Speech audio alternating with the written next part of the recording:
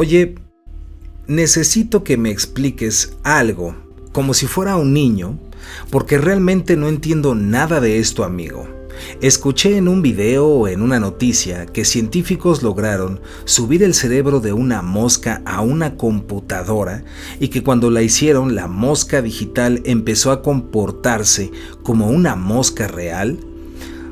Eso para mí suena muy extraño, casi como ciencia ficción. ¿Qué significa realmente esto? ¿Sucedió? ¿Cómo se puede subir un cerebro a una computadora si el cerebro es algo que es físico, amigo?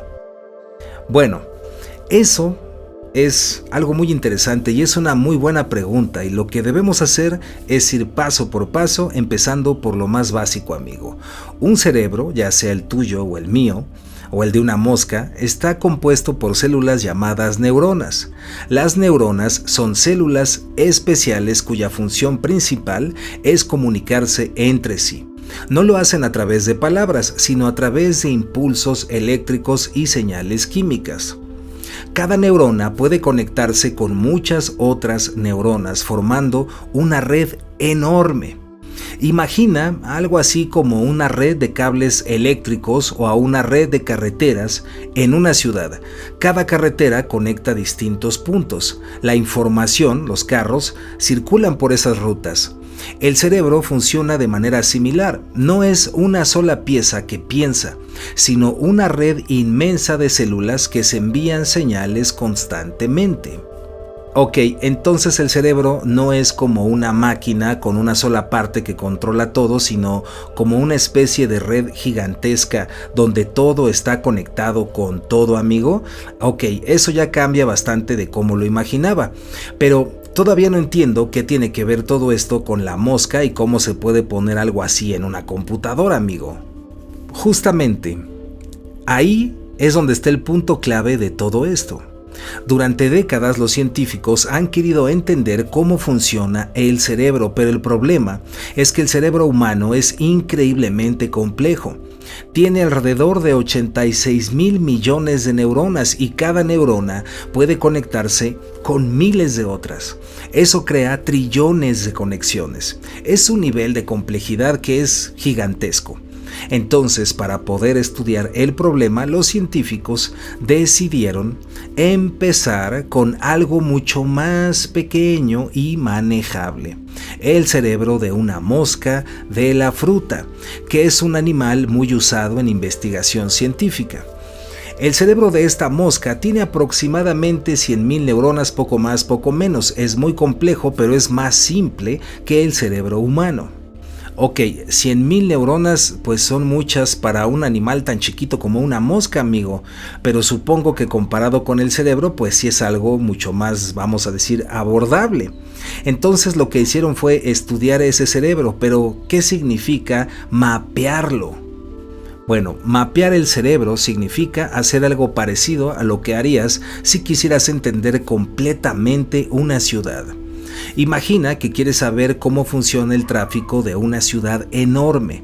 Para hacerlo necesitas un mapa de todas las calles, las avenidas, los puentes y conexiones entre ellas.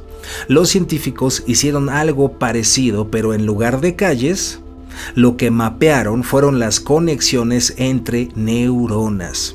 Utilizando microscopios extremadamente avanzados y técnicas de escaneo muy detalladas, fueron identificando una por una las neuronas del cerebro de la mosquita y registraron exactamente con qué otras neuronas se conectaba cada una. Ese mapa completo de conexiones se llama conectoma. Es básicamente el plano completo del cableado del cerebro. Ok, espera, entonces lo que realmente copiaron no fue el cerebro como un objeto, sino el plano de cómo están conectadas las neuronas. Bueno, eso ya tiene un poco más de sentido, amigo. Pero todavía no entiendo qué pasa cuando ese plano se mete en una computadora. Bueno, lo que hicieron fue recrear ese plano dentro de un sistema digital, es decir, construyeron una simulación donde cada neurona del cerebro de la mosca estaba representada por un nodo digital. y cada conexión entre neuronas se convirtió en una sección dentro de la simulación. Una vez que tenían esa red reconstruida, la computadora podía simular cómo se enviarían señales entre esas neuronas exactamente como ocurre en el cerebro real. No programaron comportamientos como caminar, hablar, obvio, sino replicar la red de conexiones y las reglas básicas de cómo las neuronas se activan entre sí. Ok, entonces no le dijeron a la computadora cómo debía comportarse la mosca. ¿Solamente recrearon la red de neuronas y dejaron que funcionara? Exactamente, mi amigo. Y aquí es donde se pone muy extraño esto. Cuando comenzaron a enviar estímulos virtuales a esa red, por ejemplo, señales que representarían algo que la mosca ve o siente, la red neuronal comenzó a reproducir patrones de actividad muy parecidos a los que produce un cerebro real de mosca. Mira, dicho de otra forma, el sistema digital empezó a responder de maneras que se parecen a cómo respondería una mosca real en situaciones similares. ¡Wow! Eso es lo que me cuesta a mí entender. ¿Cómo puede surgir el comportamiento si nadie lo programó, amigo? Bueno, porque el comportamiento no está almacenado como un comando en el cerebro. No hay una neurona que diga volar ahora. El comportamiento emerge del patrón completo de la red. Cuando las neuronas se activan y se influyen entre sí según la estructura de sus conexiones, aparecen patrones de actividad que se traducen en decisiones y acciones. Es parecido a lo que ocurre con un hormiguero. Ninguna hormiga individual entiende todo el sistema, pero la organización de todas juntas produce un comportamiento complejo, amigo. Ok, entonces lo que descubrieron es que el comportamiento puede surgir simplemente de la organización de la red. Así es. Ese es uno de los descubrimientos más interesantes. Significa que en muchos casos lo importante no es tanto la materia específica de la que está hecho el cerebro, sino cómo está organizada la información dentro de él. La estructura de las conexiones determina cómo fluye la información y ese flujo genera percepción, reacción y comportamiento, amigo. Ok, eso cambia bastante la manera en que uno piensa sobre la mente. Siempre imaginé que el cerebro era algo más mecánico, como una máquina que solo ejecuta órdenes. Bueno, en realidad es más parecido a un sistema dinámico.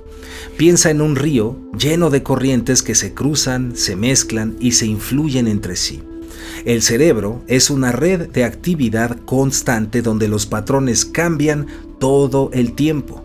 Cuando esos patrones alcanzan cierto nivel de complejidad, aparecen funciones como la percepción, el aprendizaje o la memoria. ¡Wow! Todo esto me deja pensando en algo que tal vez suena un poco loco, amigo, pero si el comportamiento de una mosca puede aparecer solo al recrear su red neuronal en una computadora, ¿eso no hace que la realidad misma parezca un poco como una simulación? Bueno, no es una pregunta loca, amigo. De hecho, muchos científicos, filósofos y físicos llevan décadas reflexionando sobre algo así. Pero es importante entenderlo muy bien. Cuando hablamos de simulación, no necesariamente significa que alguien esté ejecutando un videojuego cósmico con nosotros. Muchas veces se usa como una alegoría, una forma de explicar cómo la realidad podría surgir de procesos de información. Procesos de información. ¿Te refieres a que la realidad podría funcionar como una especie de sistema que procesa información o cómo? Exactamente, amigo. Piensa en lo que vimos con la mosca. El comportamiento no estaba en una neurona aislada ni en un lugar específico. Surgía del patrón de interacciones de toda la red. Cuando ese patrón se reprodujo en otro medio, una computadora, el comportamiento volvió a aparecer. Eso nos enseña algo extraordinario. A veces lo esencial no es el material, sino la organización del proceso. Ok, entonces lo importante no es si algo está hecho de carbono o de silicio o de otra cosa, sino cómo está organizado, amigo. Pues sí, así es. Muchos investigadores en neurociencia y teorías de la información piensan que la mente es un proceso que ocurre en una red compleja. Si ese proceso depende del patrón de conexiones y del flujo de información, entonces lo fundamental no es la materia, sino la dinámica del sistema. Eso empieza a sonar como cuando la gente dice que vivimos en una simulación. Bueno, la idea de la simulación surge como una metáfora para explicar algo muy interesante. Lo que percibimos como realidad podría ser la forma en que nuestro cerebro interpreta información. Nuestro cerebro recibe señales del mundo, luz, sonido, presión, olor, y a partir de ellas construye una representación de la realidad. En cierto sentido, todos vivimos dentro de una interpretación creada por nuestro cerebro. O sea que lo que vemos no es exactamente la realidad en sí. Exactamente. Es una interpretación útil de la realidad. Nuestro cerebro simplifica y organiza la información para que podamos movernos, sobrevivir y tomar decisiones. La realidad en sí misma podría ser mucho más compleja de lo que percibimos. Ok, entonces cuando la gente habla de la Matrix o de una realidad simulada, tal vez lo que realmente están diciendo es que nuestra percepción es una especie de modelo que el cerebro construye. Exactamente, esa es la manera más precisa de entenderlo. No es necesario imaginar computadoras gigantes controlando el universo. Basta con comprender que la mente crea un modelo interno del mundo y que ese modelo guía nuestra experiencia. Eso me lleva a otra pregunta, amigo. Si el cerebro construye el modelo de la realidad, entonces la conciencia tiene un papel enorme en cómo experimentamos el mundo. Así es, mi amigo. La conciencia es el proceso mediante el cual ese modelo se vuelve experiencia vivida. Sin conciencia, la información podría seguir por ahí fluyendo en el cerebro, pero no habría nadie que la experimente. Entonces la conciencia no sería solo un detalle pequeño, amigo, un detalle pequeño del cerebro. Al contrario, podría ser una de las propiedades más extraordinarias que emergen de sistemas complejos. Cuando una red alcanza cierto nivel de integración de información, puede surgir algo completamente nuevo: la capacidad de experimentar. Y si eso es así, entonces entender cómo surge la conciencia sería una de las preguntas más importantes de todas. Así es, amigo.